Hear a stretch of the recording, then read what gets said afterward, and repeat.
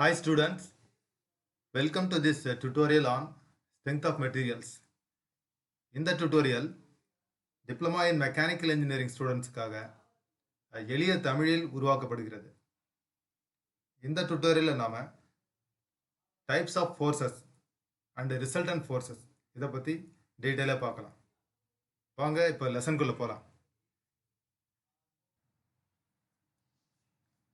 Hi students, இந்த செக்மெண்ட்டில் polygon law of forces இதை பற்றி நம்ம டீட்டெயிலாக பார்க்கலாம்.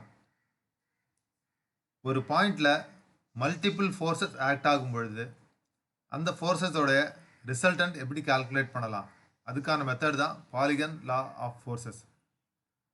இது வந்து ட்ரையாங்கிள் லா ஆஃப் ஃபோர்ஸஸ் அதனுடைய ஒரு எக்ஸ்டென்ஷன் அப்படின்னு சொல்லலாம். ஸோ அதை பற்றி நம்ம டீட்டெயிலாக இந்த டெஃபினேஷனுக்கு உள்ளே போகும்பொழுது நம்ம இன்னும் டீட்டெயிலாக பேசலாம். இப்போ நம்ம டெஃபினேஷனுக்கு உள்ளே போவோம்.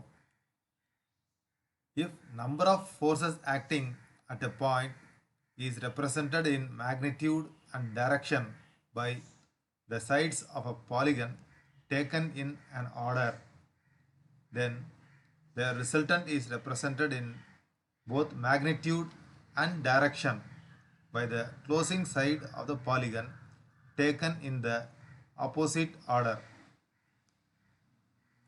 ஸோ நீங்கள் இந்த டெஃபினேஷனை நீங்கள் பார்க்கும்பொழுது ஜஸ்ட் நீங்கள் ட்ரையாங்கிள் லா ஆஃப் ஃபோர்ஸஸ் அந்த டெஃபினேஷன் கூட நீங்கள் கம்பேர் பண்ணி பார்த்தீங்கன்னா தெரியும், ரெண்டுமே சிமிலராக இருக்கும். எங்கே சிமிலராக இருக்குது அப்படின்னு நான் இப்போ மறுபடியும் உங்களுக்கு காட்டுறேன். டேக்கன் இன் அன் ஆர்டர் அப்படின்னு இருக்கு பாருங்க. Sides of a polygon taken in an order. இதே மாதிரி தான் பார்த்தீங்கன்னா ட்ரையாங்கிள் லா ஆஃப் ஃபோர்ஸஸ்லேயும் டேக்கன் இன் அன் ஆர்டர்னு இருக்கும். அதே மாதிரி இன்னொரு ஃப்ரேஸ் பார்க்கலாம். Taken in the opposite order. இதுவும் நீங்கள் வந்து ட்ரையாங்கிள் லா ஆஃப் ஃபோர்ஸில் நீங்கள் ஏற்கனவே நீங்கள் பார்த்துருக்கீங்க.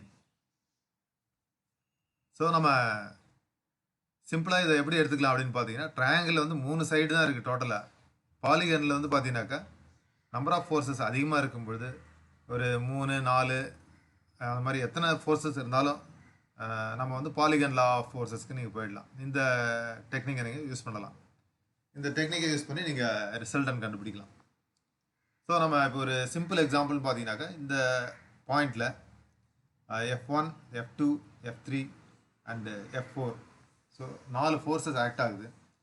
இந்த பாயிண்ட் தான் நம்ம வந்து கான்கரண்ட் பாயிண்ட் அப்படின்னு சொல்கிறோம்.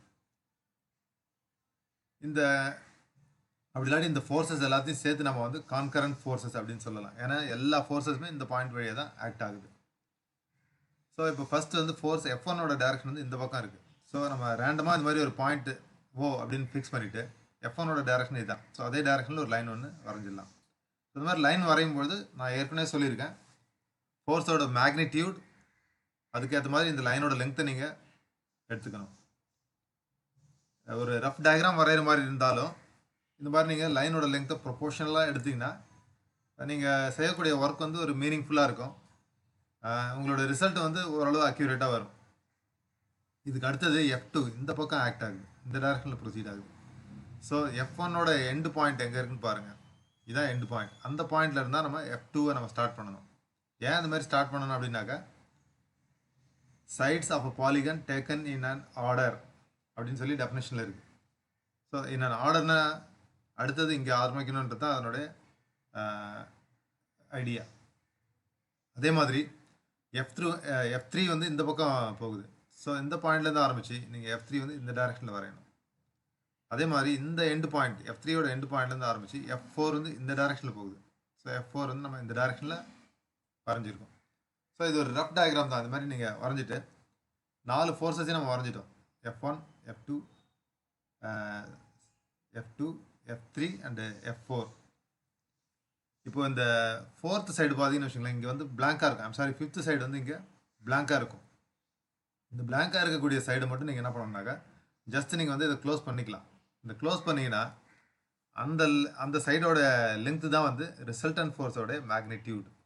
அதே மாதிரி இந்த ஃபோர்ஸோட டைரக்ஷன் வந்து பார்த்தீங்கன்னாக்கா எப்படி இருக்கணும்னா, இதெல்லாம் வந்து உதாரணத்துக்கு ஆன்டி கிளாக் வைஸ் டைரக்ஷனில் போயிட்டுருக்கு. ஸோ 1, 2, 3, 4 இந்த 4 ஃபோர்ஸுமே ஆன்டி கிளாக் வைஸ் டைரக்ஷனில் இப்படி போயிட்டுருக்கு. ஸோ இந்த டைரக்ஷனுக்கு ஜஸ்ட் ஆப்போசிட்டில் தான் ரிசல்டன்ட் ஃபோர்ஸ் இருக்கணும். இதை எப்படி நம்ம தெரிஞ்சுக்கலாம் அப்படின்னு பார்த்தீங்கன்னா, taken in the opposite order அப்படின்னு சொல்லி பாலிகன் லா ஆஃப் ஃபோர்ஸஸில் கிளியராக கொடுத்துருக்காங்க. ஸோ அப்போ நீங்கள் மேக்னிடியூட் வந்து பார்த்தீங்கன்னாக்கா இதுதான் ஃபைனல் மேக்னிடியூட் ரிசல்டன்ட்டோட. ஆனால் ரிசல்டன்ட்டோட டைரக்ஷன் பார்த்தீங்கன்னாக்கா ஜஸ்ட் ஆப்போசிட்டில் இருக்கணும். So polygon law of forces வந்து இவ்வளோ தான் உங்களுக்கு அதில் கண்டென்ட் இருக்குது. இது நீங்கள் கிளியராக புரிஞ்சுக்கிட்டீங்கன்னா ஒரு பாயிண்டில் எத்தனை ஃபோர்ஸஸ் ஆக்ட் ஆனாலும் நீங்கள் 2 மெத்தடில் ரிசல்டன் கண்டுபிடிக்கலாம். ஒன்று வந்து ஜாமெட்ரிக்கல் மெத்தட். ஸோ இங்கே வரைஞ்சிருக்கக்கூடிய டயக்ராமே கம்ப்ளீட்டாக ஜாமெட்ரிக்கல் மெத்தட் தான். இன்னொன்று வந்து அனலிட்டிக்கல் மெத்தட். அந்த அனலிட்டிக்கல் மெத்தடில் நம்ம என்ன செய்வோம்னு பார்த்தீங்கன்னா, resultant is equal to square root of sigma FX square plus sigma FY square. இந்த சிக்மா எஃப்எக்ஸ் ஸ்கொயர் அப்படின்னு என்ன அர்த்தம்? இது பார்த்தீங்கன்னாக்கா சிக்மானாலே வந்து டோட்டல் சம், எஃப்எக்ஸ் அப்படின்னாக்கா எக்ஸ் டைரக்ஷனில் இருக்கக்கூடிய ஆல் ஃபோர்ஸஸ், எக்ஸ் டைரக்ஷனில் இருக்கக்கூடிய ஆல் ஃபோர்ஸ் அதனுடைய சம்மேஷன், அதை நீங்கள் ஆட் பண்ணிக்கணும் டோட்டலாக. அதுதான் வந்து சிக்மா எஃப்எக்ஸ். ஸோ அதை ஸ்கொயர் பண்ணிடும். அதே மாதிரி சிக்மா எஃப்ஒய், ஒய் டைரக்ஷனில் இருக்கக்கூடிய எல்லா ஃபோர்ஸஸையும் நீங்கள் வந்து முதல்ல ஆட் பண்ணிவிடுங்க. ஆட் பண்ணிவிட்டு அந்த ஃபோர்ஸ் காம்பனண்ட்டோட ஸ்கொயர் எடுத்துட்டீங்கன்னா then you can apply this equation and get the resultant force. அதே மாதிரி ரிசல்டன்ட் ஃபோர்ஸோட டைரக்ஷன் கால்குலேட் பண்ணுறதுக்கு theta is equal to tan inverse of sigma fy by sigma fx. sigma fx அப்படின்னா algebraic sum of components of forces in x direction. algebraic sum அப்படின்னாலே நீங்கள் sign convention use பண்ணணும், அதை ஞாபகம் வச்சுக்கோங்க. ஃபோர்ஸில் வந்து பார்த்தீங்கன்னாக்கா like forces and unlike forces இருக்குதுன்னு நம்ம ப்ரீவியஸ் லெசனில் பார்த்துருக்கோம். ஸோ லைக் ஃபோர்ஸஸாக இருந்தால் நீங்கள் டோட்டலாக ஆட் பண்ணிக்கலாம். பாசிட்டிவ் சைடில் இருந்தால் பாசிட்டிவ் ஆட் பண்ணிக்கலாம், நெகட்டிவ் சைடில் இருந்தால் டோட்டலாக நெகட்டிவ் சைடில் அப்படியே நீங்கள் ஆட் பண்ணிக்கலாம். பட் அன்லைக் ஃபோர்ஸாக இருந்தால் கண்டிப்பாக நீங்கள் டிஃப்ரென்ஸ் எடுக்கணும். அதனால தான் இங்கே வந்து அல்ஜிப்ரிக் சம் ஆஃப் காம்பனன்ட்ஸ் அப்படின்னு சொல்லியிருக்காங்க. சிமிலர்லி சிக்மா எஃப்ஒய் அதுவும் பார்த்தீங்கன்னா algebraic sum of components of forces in Y direction. இதில் நம்ம யூஸ் பண்ணக்கூடிய சைன் கன்வென்ஷன் என்ன அப்படின்னு பார்ப்போம். நார்மலாக நீங்கள் ஒரு graph sheet எடுத்தீங்கன்னாக்கா graph ஷீட்டோடைய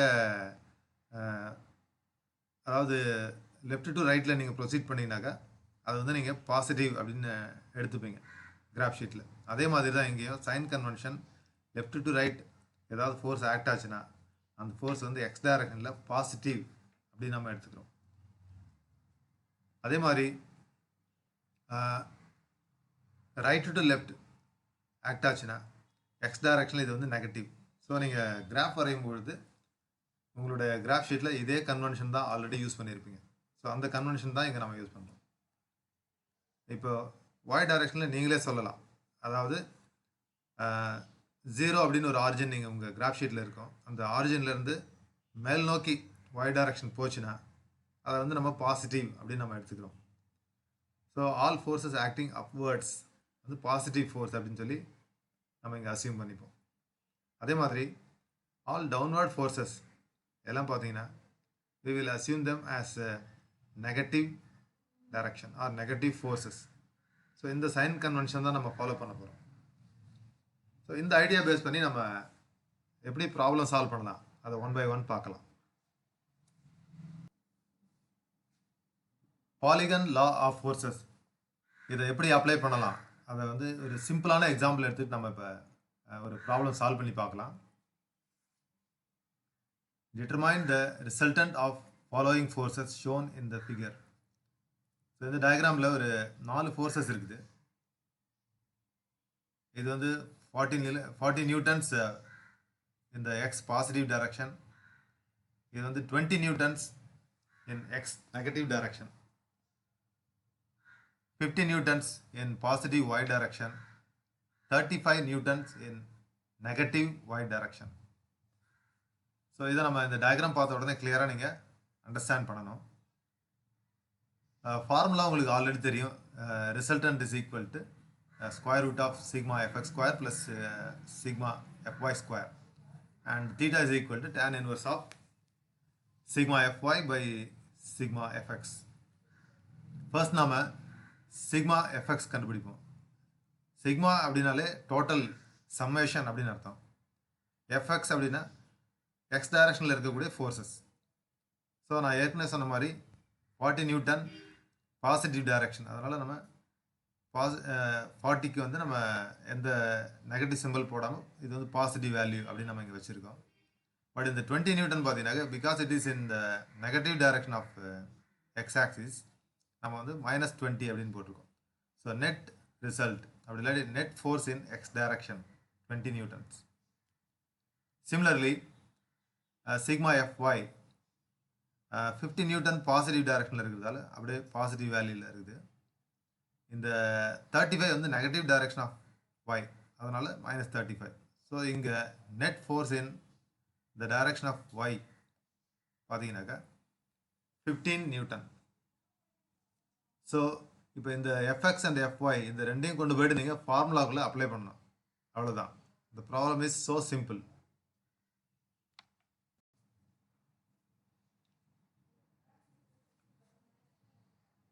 so resultant ஈக்குவேஷனில் நீங்கள் இந்த வேல்யூ சப்ஸ்டியூட் பண்ணிங்கன்னா உங்களுக்கு ஆன்சர் வந்து 25 நியூட்டன். நான் ஏற்கனவே சொல்லியிருக்கேன், நீங்கள் சயின்டிஃபிக் கால்குலேட்டர் யூஸ் பண்ணணும். யூஸ் பண்ணிங்கன்னா தான் உங்களுக்கு இந்த ப்ராப்ளம் சால்வ் பண்ணுறது ஈஸியாக இருக்கும். Similarly theta is equal to tan inverse of sigma fy by fx. So 15 divided by 20. The answer is 36.86 degrees. எப்போவுமே நீங்கள் ஒரு ப்ராப்ளத்தோட எண்டில் வந்து ஆன்சர் அப்படின்னு சொல்லி நீங்கள் தனியாக நீங்கள் உங்களோட ரிசல்ட்ஸை வந்து நீங்கள் ப்ரெசென்ட் பண்ணணும். ஸோ நீங்கள் ஒன்று ஆன்சர் அப்படின்னு எழுதலாம், இல்லாட்டி வந்து ரிசல்ட்ஸ் அப்படின்னு கடைசியாக எழுதிட்டு நம்ம 2 வேல்யூ கண்டுபிடிச்சிருக்கோம். ஒன்று வந்து resultant 25 newton, the other value is direction of resultant 36.86 degrees. So இது ரெண்டையும் நீங்கள் இந்த மாதிரி கடைசியாக நீங்கள் ப்ரெசென்ட் பண்ணணும். இதை விட பெட்டரான ஒரு ப்ரெசன்டேஷன் என்ன அப்படின்னு பார்த்தீங்கன்னா, எப்போவுமே கடைசியில் நீங்கள் உங்களுடைய சொல்யூஷன் எண்டில் இந்த ஃபோர்ஸ் கால்குலேஷன் அதுக்கப்புறம் ஆங்கிள் கால்குலேஷன்லாம் பண்ணிங்கன்னா டெஃபினட்டாக இந்த மாதிரி ஒரு டிராயிங் வரைஞ்சி அந்த டிராயிங்கில் வந்து உங்களோட ரிசல்ட்டை நீங்கள் ப்ரெசென்ட் பண்ணிங்கன்னா இன்னும் பெட்டராக இருக்கும். ஸோ நமக்கு இங்கே கிடச்சிருக்கக்கூடிய ரிசல்டன் ஃபோர்ஸ் வந்து 25 நியூட்டன் அண்டு அதனோட ஆங்கிள் பார்த்தீங்கன்னா 36.86 டிகிரிஸ். நான் ஏற்கனவே சொல்லியிருக்கேன், எப்போவுமே நம்ம ஆங்கிளை வந்து ஹரிசாண்டல் ஆக்சிஸ் ஒன்று நீங்கள் வரைஞ்சிட்டு இந்த ரெஃபரன்ஸ்லேருந்து தான் நீங்கள் ஆங்கிளை மென்ஷன் பண்ணணும் அப்படின்னு நான் சொல்லியிருக்கேன். ஸோ அது மாதிரி நீங்கள் இந்த ப்ராக்டிஸ் எப்போவுமே நீங்கள் இதுக்கப்புறம் நீங்கள் ஃபாலோ பண்ணுங்கள்.